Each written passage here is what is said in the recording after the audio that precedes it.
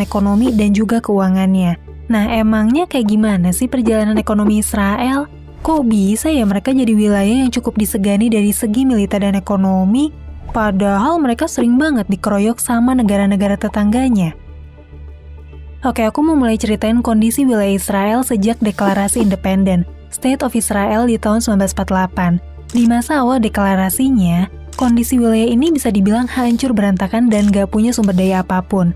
Di tahun pertama deklarasi, mereka tuh langsung dikeroyok sama Liga Arab, kayak Mesir, Yordania, Syria, Irak, Arab Saudi, Lebanon, dan tentu aja pejuang Palestina. Di luar konflik perang itu, wilayah Israel ini nggak punya sumber daya alam apa-apa. Mereka juga nggak punya sumber daya finansial.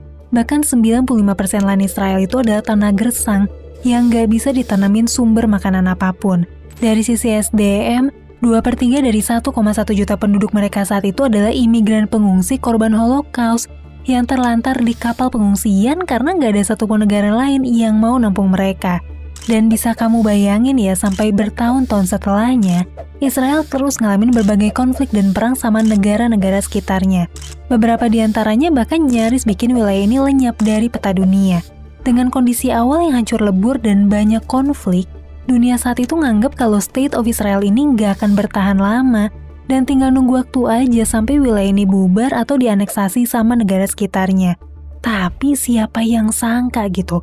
Jangankan bubar, Israel justru malah berubah jadi wilayah dengan pertumbuhan ekonomi yang paling maju di kawasannya. Kalau dilihat dari indikator kesejahteraan, Core Human Development Index Israel itu ada di angka 0,919. Yang nempatin urutan tertinggi kedua-dua dari 191 negara. PDB per kapita mereka di urutan 14 dunia, dengan angka lebih dari $55.000 per tahun. Literasi Israel hampir mencapai angka 98%. Angka ini di atas rata-rata dunia, bahkan di atas rata-rata negara maju yang ada di angka 96%. Dan buat indeks usia harapan hidup, Israel tuh juga berhasil mencapai standar yang sangat tinggi, yaitu 83,5 tahun. Indeks harapan hidup ini tuh juga sekaligus jadi indikator banyak keberhasilan dari aspek lain, kayak aspek fasilitas kesehatan, keseimbangan gizi makanan, harapan hidup yang tinggi dari ancaman penyakit dan juga perang. Tapi pertanyaannya sekarang, kenapa Israel bisa semaju itu ya? Padahal wilayah ini selalu dilanda konflik, bahkan dapat banyak tekanan politik dari negara lain, termasuk dari Indonesia yang sampai saat ini nggak pernah mau punya hubungan diplomatik sama Israel. Oke, sebetulnya ada banyak banget faktor yang bisa aku bahas. Tapi di video kali ini aku mau rangkum 4 faktor penting yang bikin Israel bisa jadi salah satu wilayah otonomi yang sangat berpengaruh di dunia saat ini. Faktor yang pertama itu adalah program reformasi berkelanjutan. Jadi gini, di awal masa deklarasinya Israel tuh masih ngegantungin finansial mereka sama bantuan dari negara luar, kayak Amerika, Prancis, Inggris, dan juga biaya ganti rugi dari Jerman Barat, karena ngelakuin kejahatan perang pas Perang Dunia II. Selain itu, Israel juga dapat dana dari penjualan obligasi dan donasi yang didapetin dari komunitas orang Yahudi dari berbagai belahan dunia. Dan dari sumber dana yang terbatas ini, Israel pakai dana tersebut buat bikin program pembangunan nasional yang sekarang dikenal dengan nama Histadrut. Sederhananya, Histadrut ini adalah organisasi pemerintah yang mayungin serikat buruh di Israel. Tapi, Histadrut ini bukan sekadar organisasi serikat buruh, tapi juga ngatur hampir semua perusahaan di Israel supaya sejalan nih sama visi misi pemerintah Israel. Akhirnya Histadrut ini punya berbagai perusahaan yang bergerak di sektor strategis, kayak pertanian, transportasi, telekomunikasi, perbankan, dan masih banyak lagi. Perusahaan yang dimiliki Histadrut ini bisa dibilang statusnya BUMN, tapi mereka punya profesionalitas yang sama kayak perusahaan swasta, di mana orientasinya tuh profit, gercep ngelakuin penelitian dan pengembangan. Mereka juga nggak segan-segan buat ngebubarin perusahaan yang dianggap nggak efisien dan nggak profitable. Awalnya program ini tuh fokus sama riset industri pertanian buat dapetin varietas yang unggul, terlepas dari kondisi lahannya yang gersang. Akhirnya di tahun 1950-an, industri pertanian Israel jadi maju pesat dengan teknologi yang modern. Bahkan mereka jadi eksportir teknologi pertanian ke negara lain. Gara-gara fokus sama riset, Israel punya perusahaan besar di industri pertanian, misalnya Netafim, yang udah beroperasi di 110 negara dan 5 benua termasuk di Indonesia. Dengan riset teknologi, produktivitas pertanian mereka bisa naik ke 50%. dengan penggunaan air 40% lebih dikit. Dan dari riset ini, tanah Israel yang dulunya 95% gersang, sekarang berhasil jadi salah satu yang terdepan dalam industri pertanian dengan 240 juta pohon, lengkap sama saluran air buatan dengan sistem daur ulang otomatis di seluruh wilayah mereka. Selain program Histadrut, Israel juga punya program sukses yang namanya tuh Yosma yang berdiri di tahun 90-an. Program ini adalah upaya pemerintah Israel buat ngedorong sisi pengembangan teknologi internet di tahun 90-an dengan cara ngedatengin investor luar negeri kayak venture capital. Jauh sebelum booming startup satu dekade terakhir, Israel udah mulai inovasi teknologi informasinya dari tahun 90-an, tepat ketika era internet baru aja dimulai.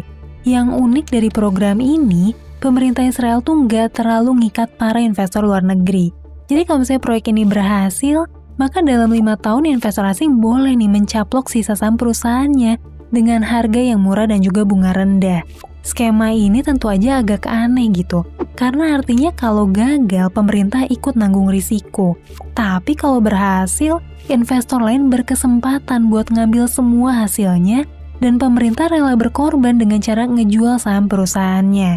Padahal kalau di negara lain, biasanya justru yang terjadi itu sebaliknya.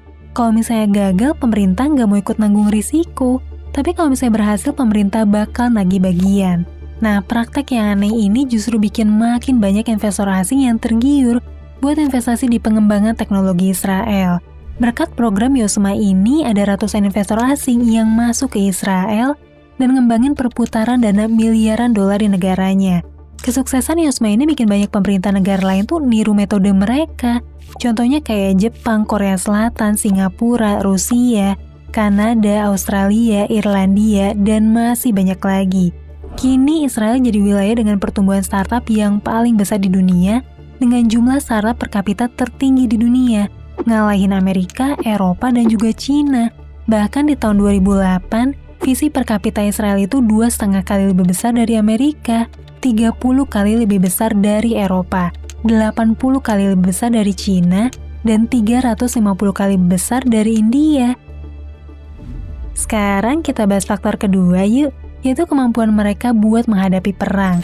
Kayak yang udah kita tahu ya, sejak berdiri, wilayah Israel itu selalu akrab sama peperangan.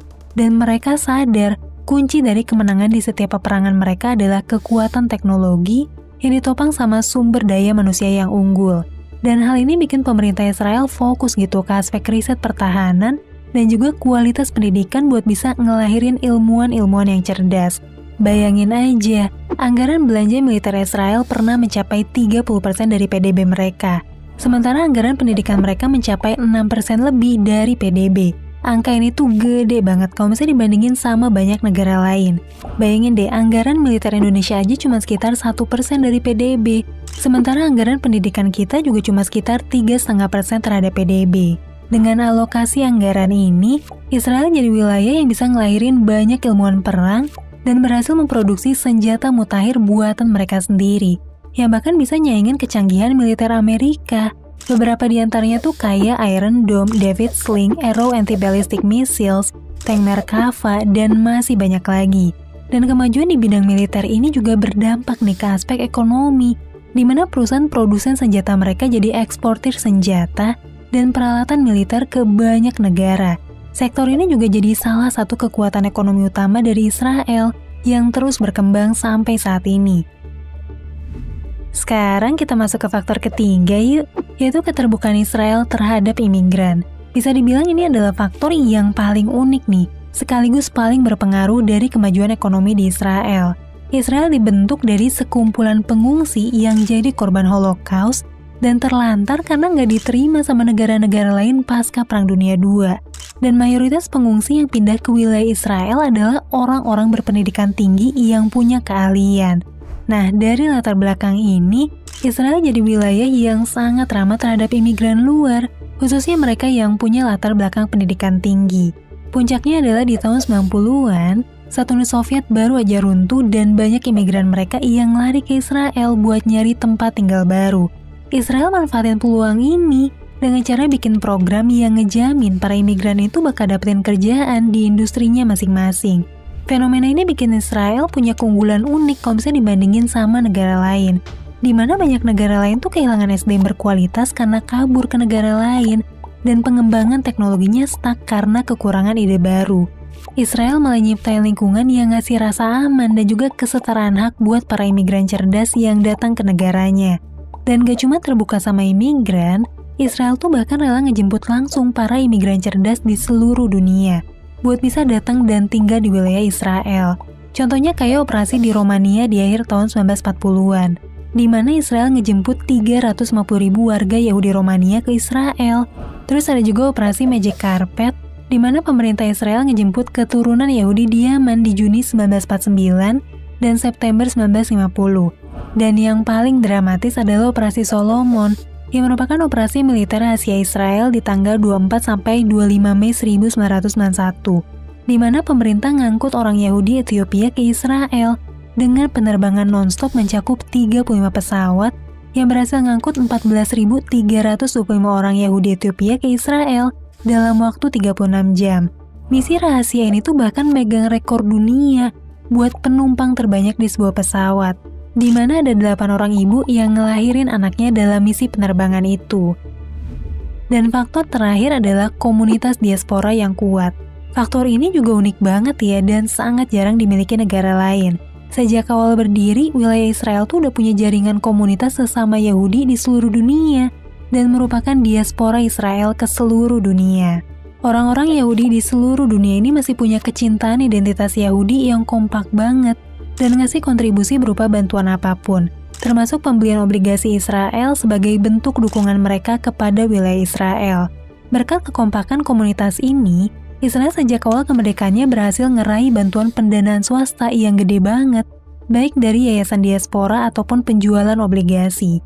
Tercatat 68,7% bantuan asing jangka panjang yang diterima Israel itu berasal dari komunitas ini, di mana 70%-nya berupa obligasi dengan bunga rendah. Berkat pendanaan dari komunitas diaspora inilah, Israel di awal kemerdekaannya sanggup ngebiayain program-program reformasi ekonomi lewat investasi dari swasta, ketika negara lain tuh nggak ada yang mau jadi investor karena ngelihat kondisi Israel yang udah suram itu. Tercatat di tahun 1951, Israel tuh nerima pendanaan sebesar $50 juta dari obligasi yang dijual di Amerika Serikat, atau kira-kira setara sama $580 juta di tahun 2023.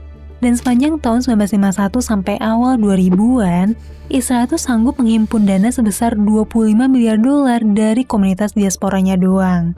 Komunitas mereka itu tersebar di berbagai belahan dunia, termasuk banyak pebisnis kelas dunia yang kita kenal. Beberapa nama besar kayak Mark Zuckerberg, George Soros, Michael Bloomberg, Sergey Brin, Larry Page, dan sutradara terkenal Steven Spielberg. Berkat komunitas ini, Israel juga bisa memperlancar bisnis dan hubungan politik mereka sama negara lain, karena punya channel ke orang dalam di pemerintah maupun perusahaan besar lewat komunitas diaspora. Selain itu, komunitas diaspora juga berperan penting buat program pemerintah Israel lain, yaitu LECAM. LECAM ini adalah Biro Intelijen Israel yang dibentuk di tahun 1950 dan fokus buat mempelajari berbagai teknologi yang dikembangin sama negara lain.